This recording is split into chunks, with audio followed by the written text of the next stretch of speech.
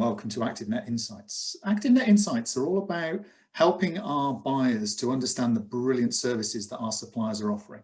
And today I'm joined by James. So James, just give us an intro. Tell us who you are and what you do, please. Thank you, David. Appreciate it. My name's James Lorey. I'm Operations Director at Your Personal Training.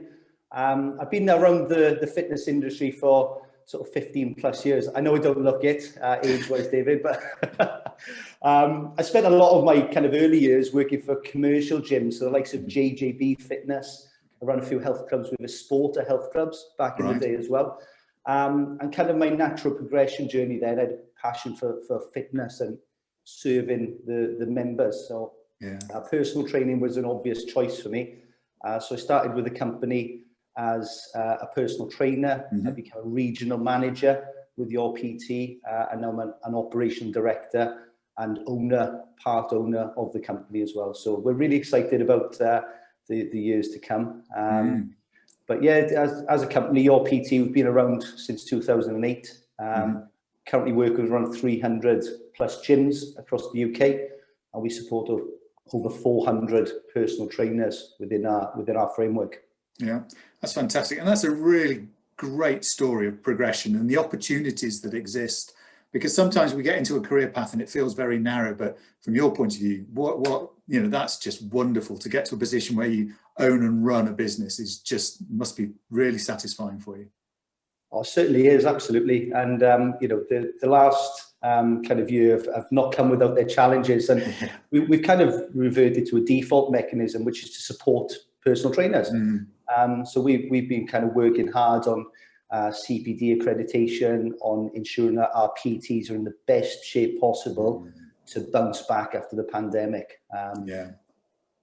And it's not just about your PTs bouncing back, is it? It's also about the services they provide and the communities with which they can provide it to, because there are going to be a lot of people who are now out of condition, who are not confident about coming in, and the PT gives that personal reassurance. So it's more than just the PTs being ready to bounce back. I get the customers are as well, aren't they?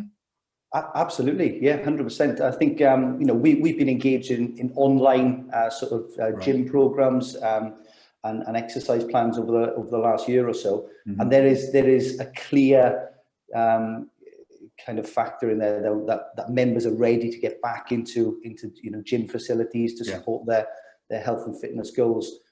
Personal trainers have got a really important job as part of this kind of progressive pathway of getting the public back into good physical health and condition. And we're supporting them every step of the way in terms of ensuring that they deliver a fantastic world-class service at their facilities. Excellent. So you're coming along to ActiveNet on the 24th and 25th of March. So you're new to ActiveNet. This will be the first time you've ever been to an event. So why did you decide to make the decision to join us? That's a really great question. We've kind of made a concerted effort in recent times to make sure that we have improved brand awareness within the industry. We want to connect with like-minded kind of operators within the business.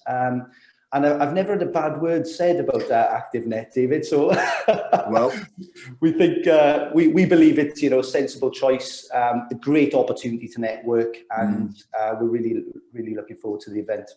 Fantastic. Well, that's really good to hear. We're very, very proud. We have an average Net Promoter Score of 94% over the 7 events that we've run, so we're very proud of that. That's brilliant. Thank you. So the important bit. Talk to us about what you're going to share with our buyers, with our operators. What type of things are you going to be talking about, and what can you offer them to help with the recovery of the service?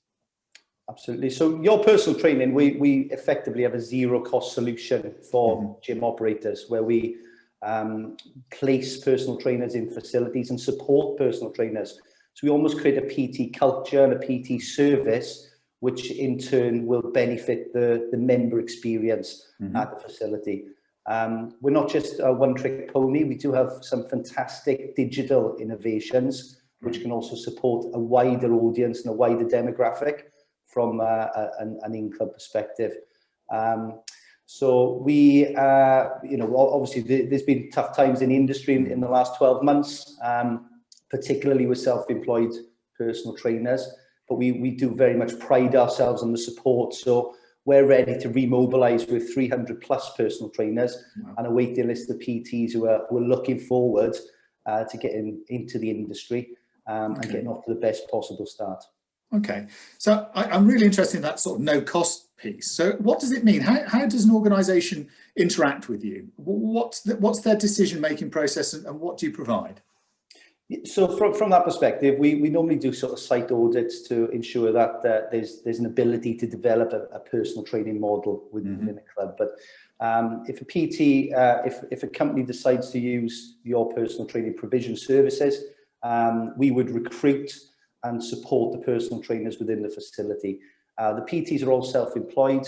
They all get fully supported with that side of the business. And we manage everything from recruitment, day-to-day support, any HR kind of issues that come about. Your PT controls everything.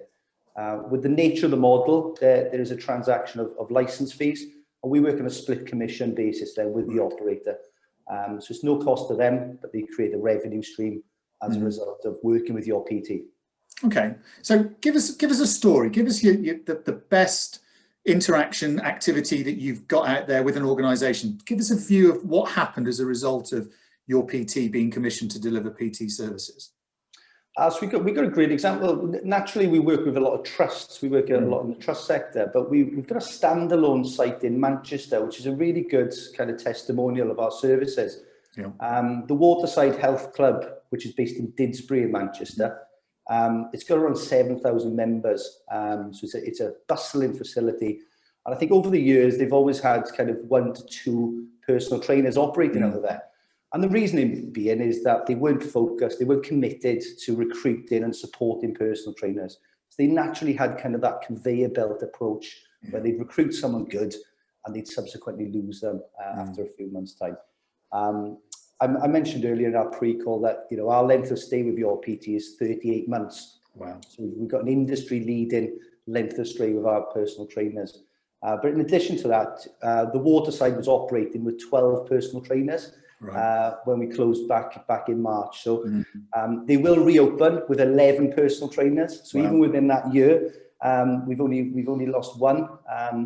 But within that facility, obviously, there is now a PT culture. The member service has improved. The interactions on a day-to-day basis have improved as a result as well. And the newer personal trainers coming in, they feel like they're coming into a super club where everyone is supporting each other, everyone is thriving, and it's a great position to come into. And has the Waterside seen extended length of stay in their memberships? Have they seen higher satisfaction rates because of the work that you do? Absolutely, yes. So the PTs delivered workshops, they delivered gym classes. So they're very much ingrained in that day-to-day kind of member service from an internal perspective. But yeah, the length of stay has improved at the Waterside. The member satisfaction has improved as well. And what we tend to find with our personal trainers is they always refer inwards as well. So they're actually a great magnet for driving some extra traffic into that gym facility. And that's the really important bit, isn't it? It's that referral piece, particularly in clubs like that, because I guess it's a relatively premium club. The membership will be a good amount of money each month. So creating an experience that generates referrals through PT seems to be a really important route forward for an awful lot of organisations at the moment. So I did meet with your PT many years ago as a Flame Award Supplier of the Year, and I was really impressed with the support that your PT gave to the PTs, you know, running their business, about taxation information, around accounting, and around, you know, just being a good business person as well as a good PT. Is that something that you still do? Absolutely, yeah. We've kind of ripped out the old structure and applied a new, better, more streamlined structure. And effectively, you're totally right, David, we provide the soft skills. As we know, within the industry, there's often a very large gap between qualifying as a PT and becoming a successful fitness professional. From the starting process, we provide things like lead generating online, lead generating in club, how to conduct an effective consultation, how to create a 90-day business plan. And we also offer career progression opportunities for our PTs as well. So one of the biggest factors in the commercial setting for myself was I felt I hit the ceiling of opportunity. Yeah. And I think within your PT, our succession planning always comes from kind of within. So all of our regional PT managers who are tasked to support our PTs, they've all been highly successful personal trainers.